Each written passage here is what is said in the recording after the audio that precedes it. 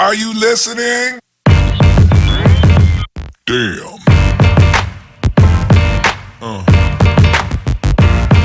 Yeah.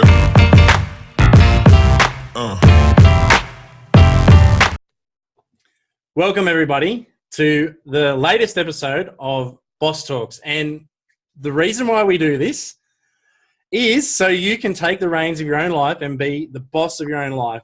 We want you to be able to listen to this podcast and actually be able to action steps that we share here to improve the quality of not only your life, but your family's life. And I can tell you one massive thing is that this thing is not free.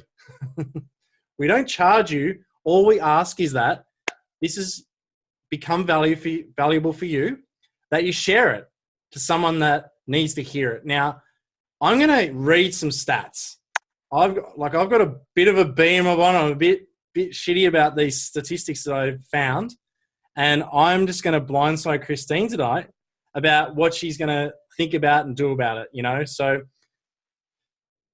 health, so important. If you're going to listen to one of these and share one podcast out, it's got to be one about health. Because without health, all that money that you're going to make from all our other podcasts isn't worth anything. So get a load of these crazy statistics. These are from Australia. These are from the Australian government, and they're from 2018. So I'm going to assume that it hasn't got any better since. So think about this. Every day, on an average day in health in Australia, 380 people are diagnosed with cancer. 170 of them, other people, have heart attacks. 100 people have strokes. 14 people are newly diagnosed with end-stage kidney disease. $467 million is spent on health. That's $19 per person in Australia. 406,000 visits are made to general practitioners. 777,000 prescriptions are filed under the Pharmaceutical Benefits Scheme. I'm reading these because I can't remember all these, but they're just so mind-blowingly crazy. It's ridiculous. And 21,400 presentations are made to public hospital emergency departments. 17,000 hospitalizations in public, 11,800 in private, and 91,500 services are provided in public hospitals. But what I really want to get to is Kristine, you're a health expert, and I know we've spoken in many, many cases about just what really worries me is you're looking at these preventable diseases, what is it, 6 out of 7 or 67%, I think you remember telling me that of cancer is preventable. Can you just go into that and what the hell can we do about this?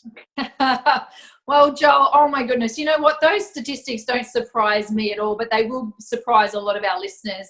I've definitely been around disease and illness my entire life, but more so in the last 10 years being part of the health and fitness industry. And I've been doing some self-education around the connection between the gut and the brain and how our body is an ecosystem, and we have to start treating it as an ecosystem and not just treating the symptoms that are coming up, but actually getting down to the cause root of things. Now, 90%, well, it's probably more than 90% of the reason why people are visiting their GP is for stress-related illnesses. And inflammation is showing up in our bodies because of the lifestyle choices that we are making. Now, it could be a stressful job, it could be toxic people in your life, it could be toxic chemicals in your life, it could be bad food that you're eating. There's a number of reasons why those statistics are where they are. And a lot of the time, people are not even letting their body do what it's meant to do, which is heal itself. We are just going straight in to the doctor and looking for a quick fix. We're looking for, the prescription or something that's going to make us feel better. However, our body is so smart and is designed to actually heal itself if we gave it the chance to do so. So if I was to say to our listeners today, if I was quite healthy, but then I started vomiting, is that a good thing or a bad thing?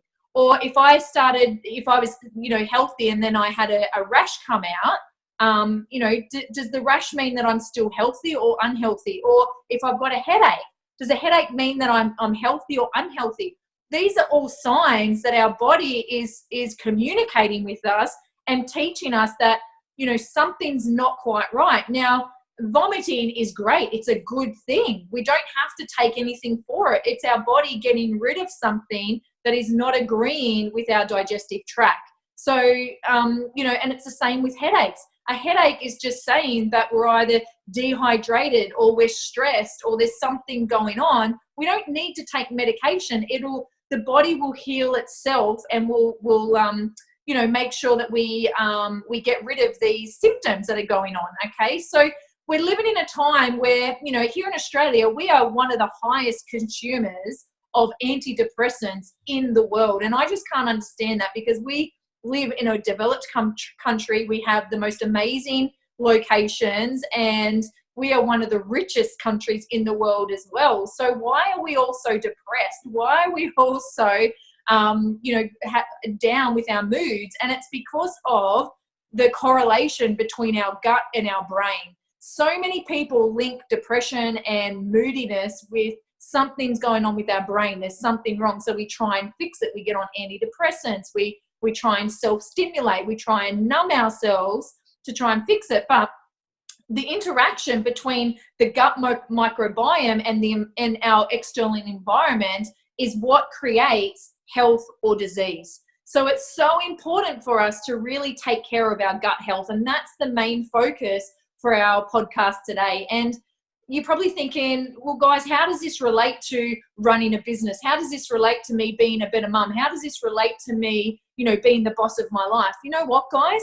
Most dis-ease or most health will come from your gut, okay? And when your gut and the microbiome is healthy and stabilized, you function better, you are clearer, you make better decisions, you are less stressed, you are probably have a better quality of life, you probably have a better outlook on life, more positive, you probably have less toxic relationships, you probably tolerate less shit in your life and, nurture yourself and your soul. And that's what we want to help you with. And if you can get your gut microbiome to work for you and not against you, then you are going to have the most incredible life. Okay. Now the gut microbiome, and I've got some notes here in front of me so that I don't miss telling you a very vital piece of information. And if you want more information on this, I really suggest that you go and listen to or look up Dr. Hyman, who is part of the broken brain movement, and there's some incredible podcasts out there around the broken brain. But he's basically saying that your microbiome is telling our DNA how to express itself. So what genes to turn on and off all the time. And if there's challenges going on with the microbiome in the gut, it plays havoc in other areas. And it can, things like aging and heart disease and a lot of those other diseases that Joel spoke about, it can actually impact our genetic expression. So our DNA health, our brain health, our gut health, it all functions as an ecosystem. It comes together like an orchestra. So we have to start taking care of the ecosystem, okay? And I'm going to give you some tips around how to do that. But you guys need to understand that there's not a one fix thing here. It's an individualized thing. You need to know what's going on with your gut and your microbiome, because what works for me, if I say I start taking a probiotic or a prebiotic or something, or I eat more broccoli, that's going to do something different to my microbiome than what it will do to Joel's. And if you've got some bacteria in there and some microbiome that's kind of out of balance, and you're feeding extra broccoli or extra sauerkraut or whatever, that can actually escalate whatever digestive issues are going on in your tract. So you've got to really find out what works for you. Now, I heard recently that one of the doctors on one of the podcasts I listened to, he found that blueberries were actually leading him to feel fatigued after he was making his blueberry smoothie. So through process of elimination, he took the blueberries out, swapped them with another berry like strawberries or mulberries or whatever, and he didn't have the same fatigue. So even though blueberries are amazing, they're anti-aging, anti-inflammatory and everything like that, his gut microbiome, it wasn't agreeing with the blueberries that he was having, and it was actually having a negative effect. So I'm going to give you some tips and tricks and foods to try, but what we want you to do is try them at smaller doses. Find what works for you and see how your body reacts. But Joel, do you want me to keep going? Do you want to cut in here before I get into the nitty gritty? Well, I love this. Like, I'm sitting here thinking, wow, this is like amazing information. And, you know, like, what comes to mind for me is something that I saw, it was Jim Carrey, I believe. He's quoted as saying, like, that he gets that there's depression out there. He gets that there's all these things out there. But, like, to make sure, like, he believes it's there, but he believes what's more likely to be happening is, you know, people aren't eating right. They're not exercising right. They're not hanging around the right people. They're not watching the right things. They're comparing themselves to others. They're got too much stress in their life, you know. He says before you jump down the rabbit hole of, like, these people that are getting the 777,000 prescriptions, and that's just on, like, the pharmaceutical benefits scheme, let alone the ones that aren't on benefits, you know, you can start to knock all these things off and then, you know, cover it there. And, you know, I actually went to an event where, and I'm going to butcher his name, but Nadine Gavin, or Javen, like, he's the guy that he's just decided he's going to solve health. And so where all this gut research is literally coming from his funding. And he explains it so many different ways. But he says, yeah, the gut and the digestive tract is like super imperative to good health. And he says that he's so close to proving that ill health is a choice, and he's going to but people aren't aware of it. And when he shows that you can, like, get, you know, your gut tested and be shown what to eat, what's great for you and everything like that, you know, all these other diseases that are, like, not, like, obviously stuff's going to happen. But he says the chances of it happening become, like, nearly go all the way down to zero, and you can actually live in good health, age way slower, you know, dissolve a lot slower, and, like, just live a better life. And the way I've heard it explained, and correct me if I'm wrong, because, like, I heard this about a year and a half ago, but he's like, what I heard was your gut, imagine it like a neighborhood, and there's, like, you know, over time, like when you're born, most of the time, if your mother's healthy, you've got this really good gut health, good bacteria, and it's all great. And over time, we eat processed foods and everything like that, and, you know, gangs and bad guys and criminals move into the area. And he said, like, what I heard was that if you want to reverse that, because that's bad for you, that all these things that come from it, bad digestion, sickness, like gross stuff. And how it was explained to me is that if you start moving in good stuff again, like, that creates good bacteria, like what you're saying, sauerkraut and lots of foods that I'm sure you're going to share, it's like moving, it's like, I don't want to say regentrification of the areas, like you're moving rich, good people back into the area. And what actually happens over time, you're starving the bad shit out, and the bad stuff literally starves to death. And that's where the bad breath comes. That's where all that stuff that happens for, like, that 20 or 30 days where you're detoxing. But basically, you're literally starving out the bad stuff. And that's why you get the cravings for the bad foods, because it's literally used to eating it. So it's crying for it.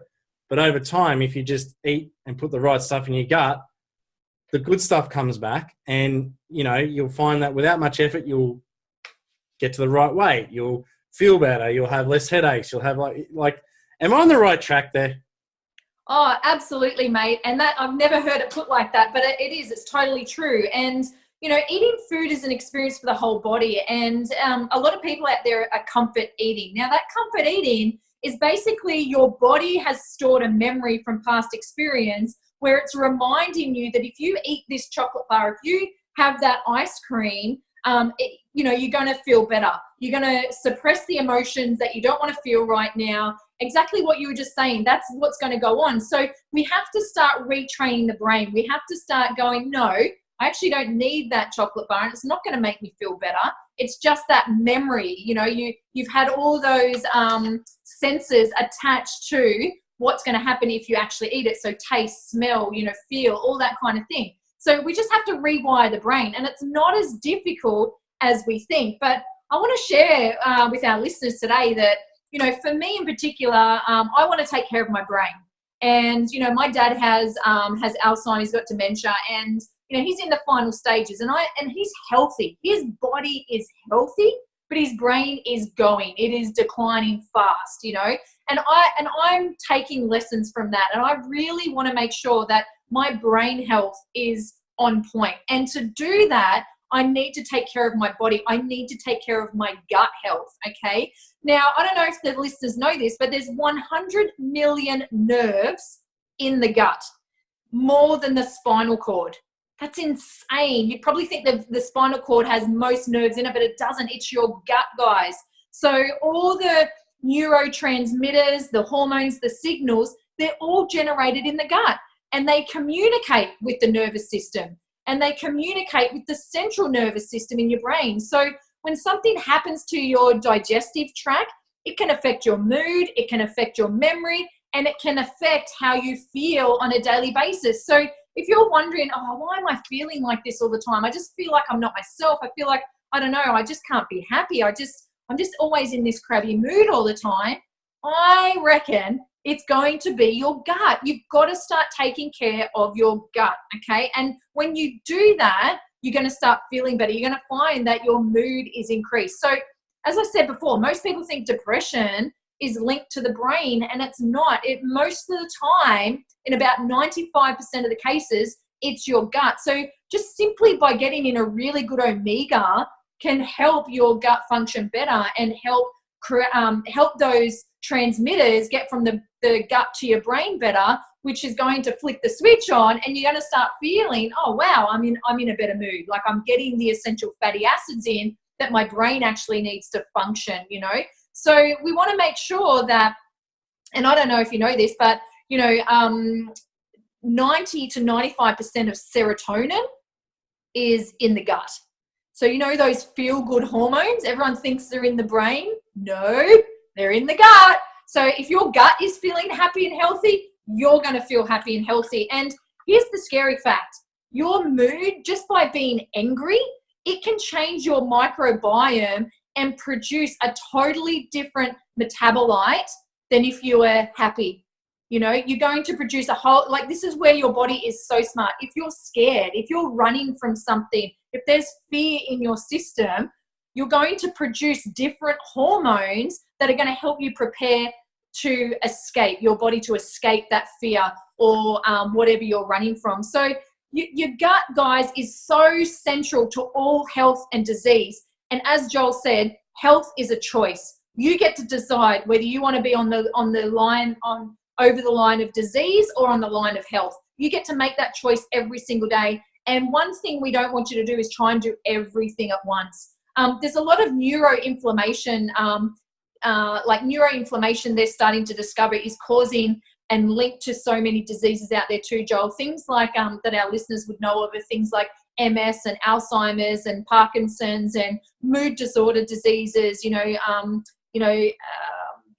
like depression and all that, but even, psycho, having multiple personalities, all those kind of things. So when we feed the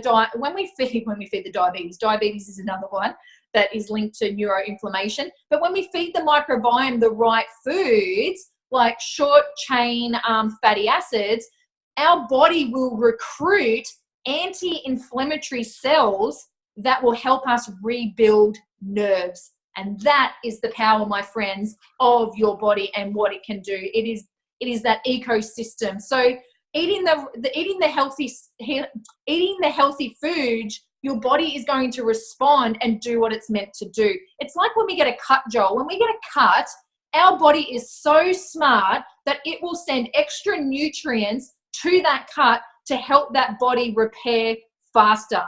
If you get a blister, if you get anything, a bruise, your body sends the good guys, the soldiers, to that area to help it replenish, repair, and protect itself.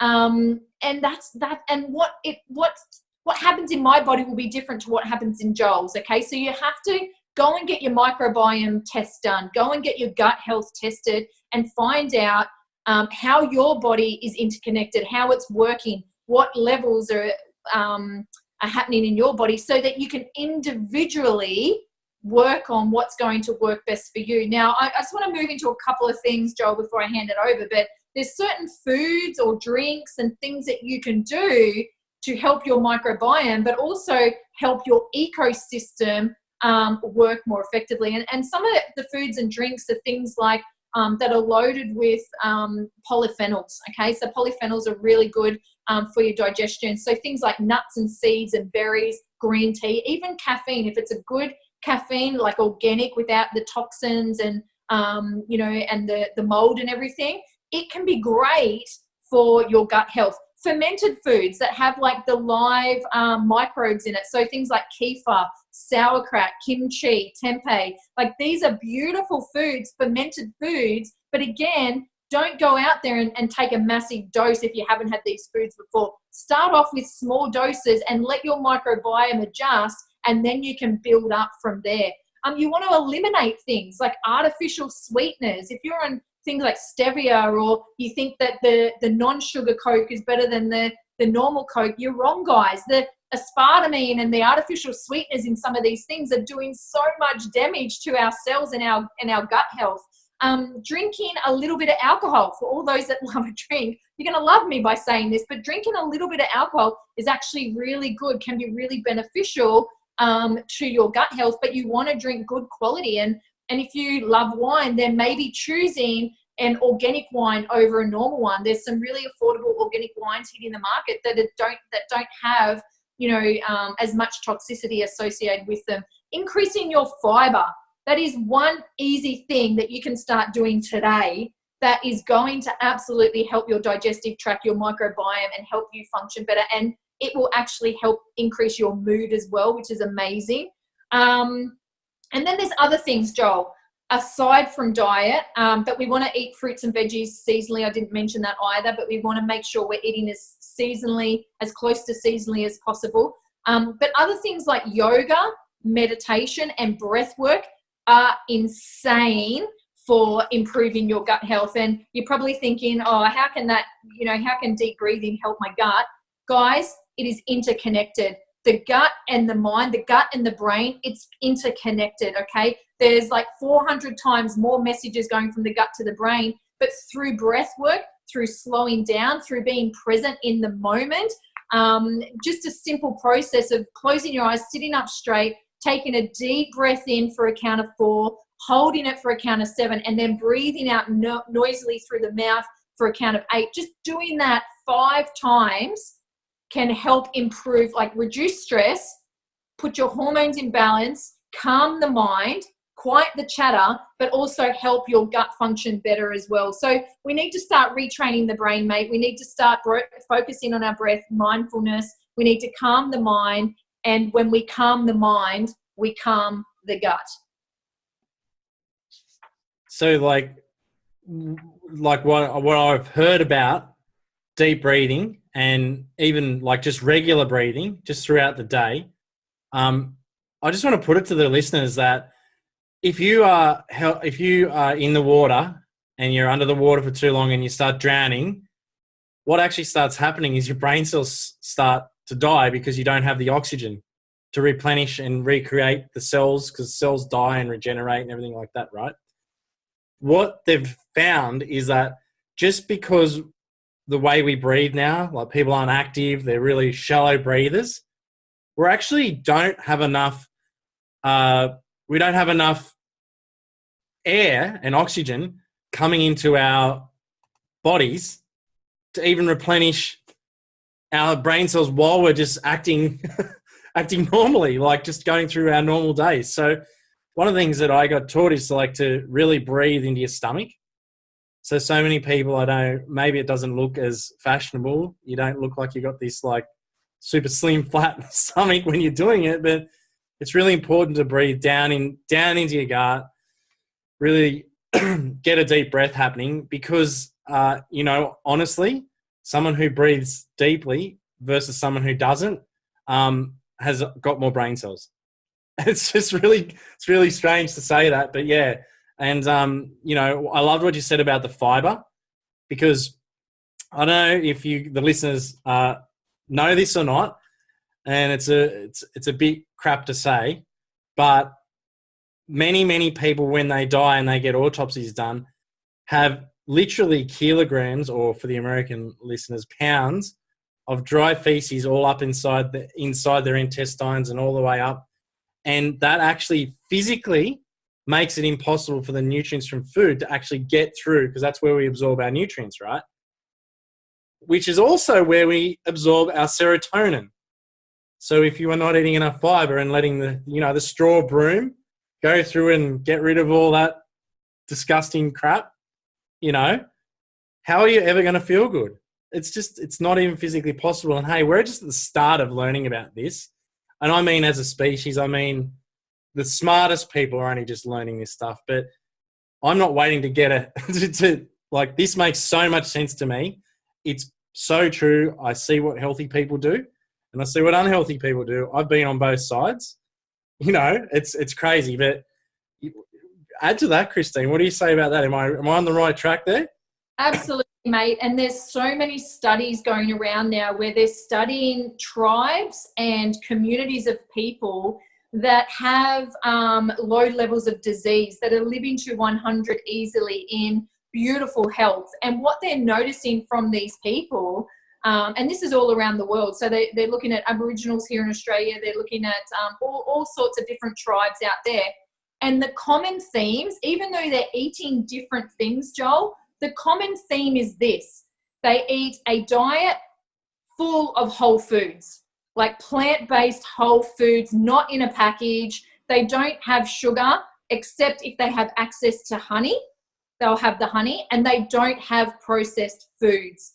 And that's the difference. Our Western diet has changed, has been genetically modified, has had these big companies come in and absolutely tear up and change the whole foods into genetically modified versions that our body just doesn't recognize anymore.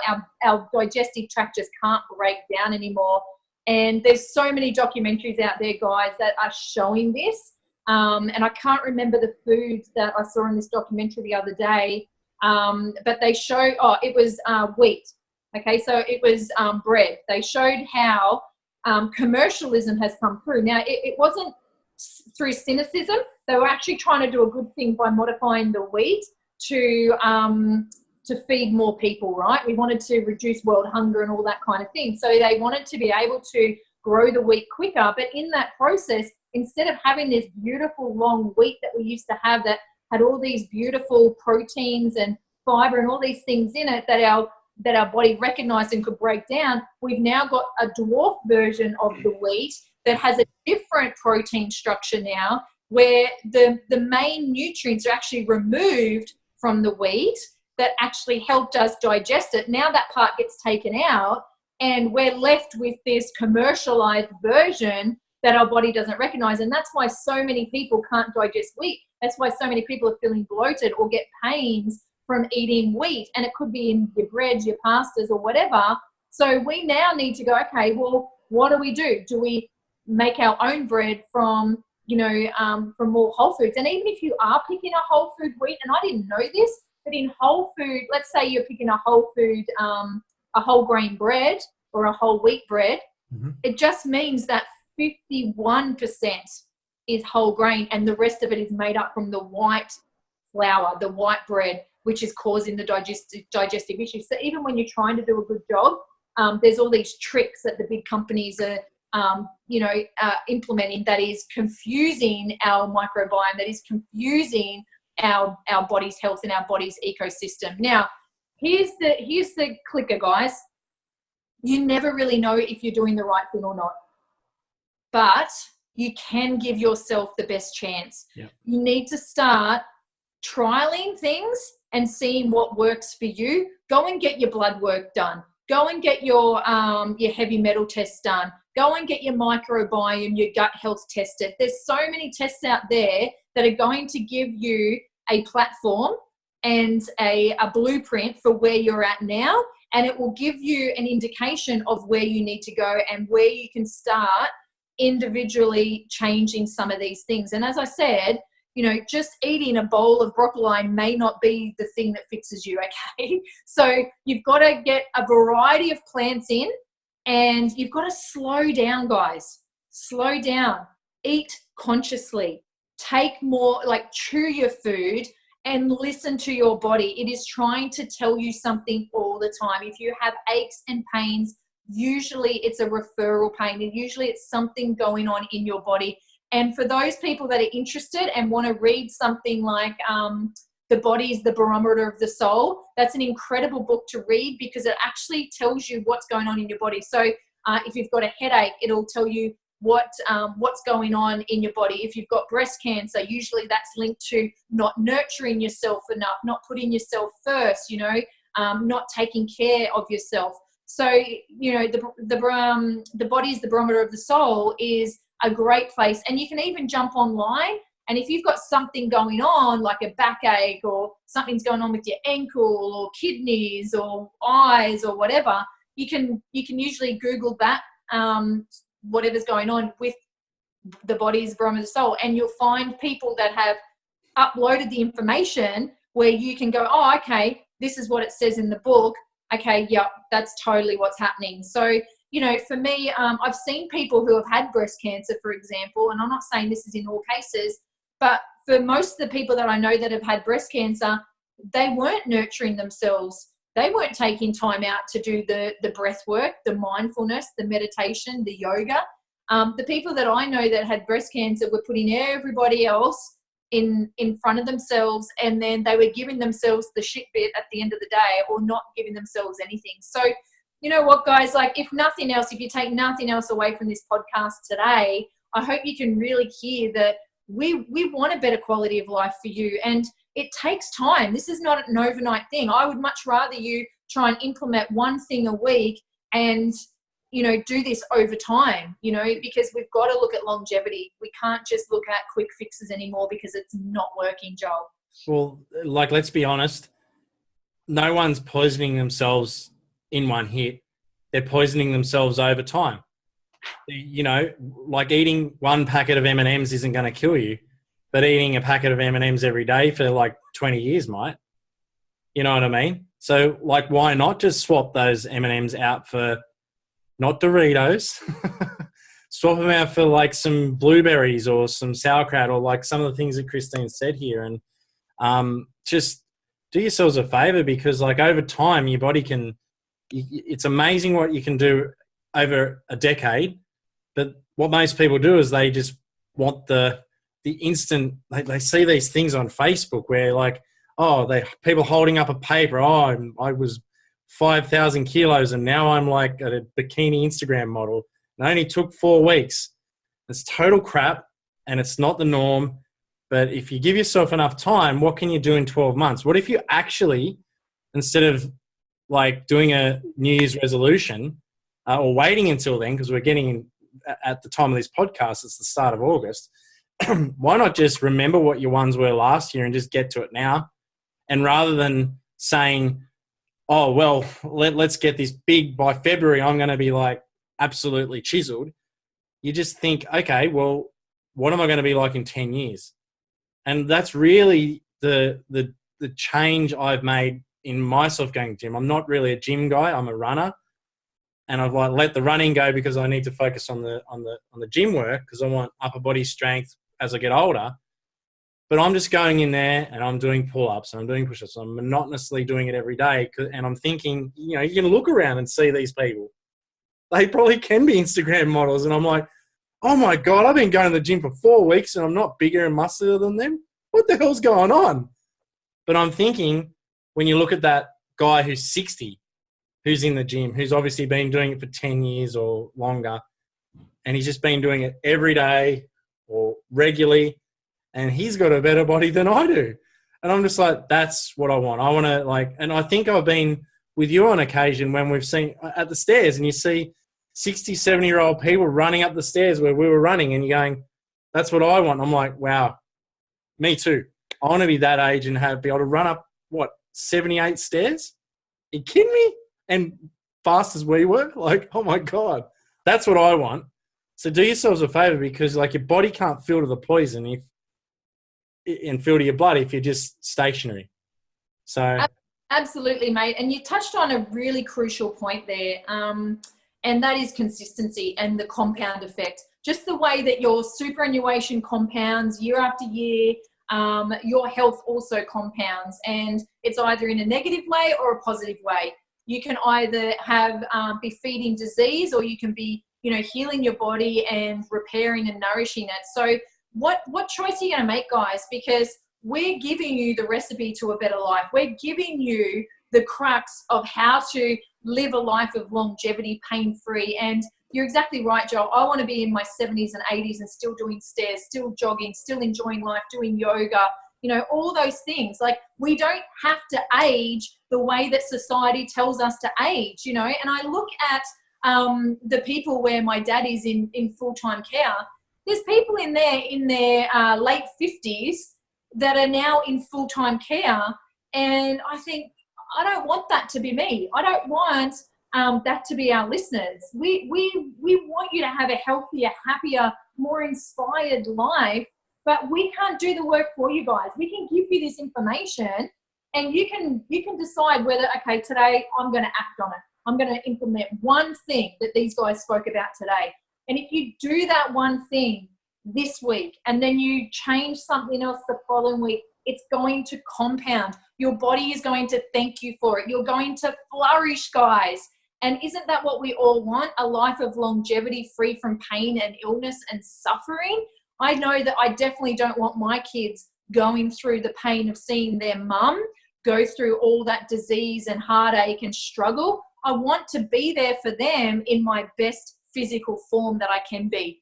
And the only way to do that is if we take care of ourselves. So, Joel, this has been an awesome podcast. We've given our all today, and there's a lot of information here. I know it feels like we're bombarding you, but you know what, guys?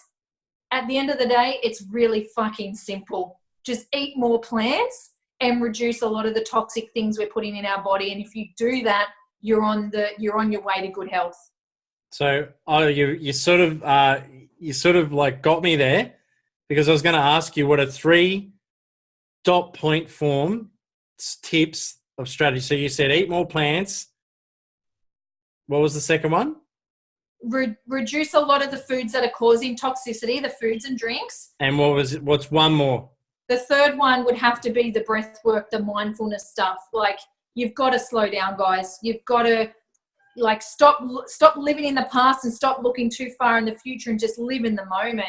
So many of us are stressed and we're looking at where we should be and we're frustrated with where we are, but we're not doing anything to change. So slow down, breathe, ground yourself, get out in nature, eat more plants, and then reduce your exposure to toxins, and that's through food, it's through chemicals and, anything you're putting on your skin or in your body. So let's start looking at our external environment.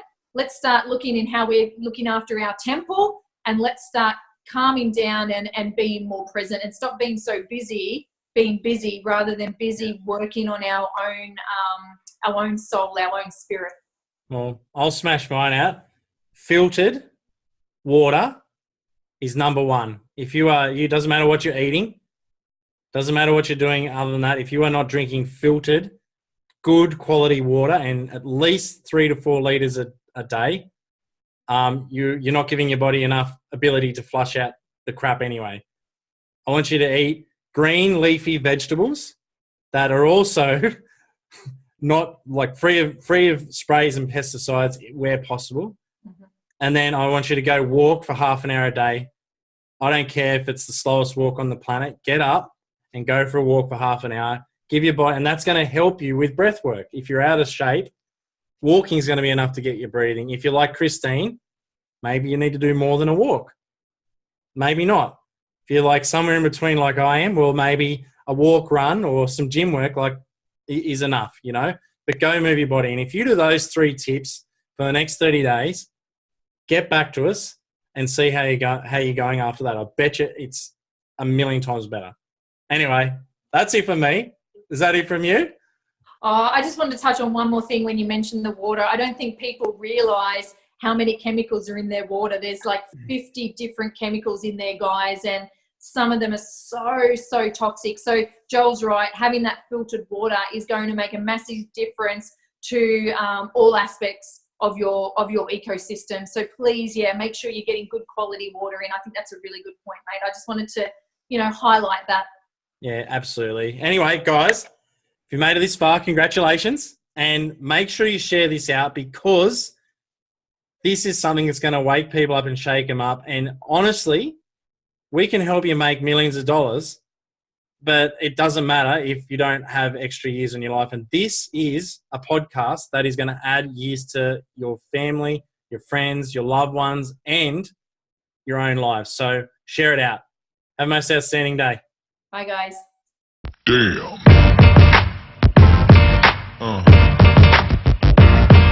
Yeah.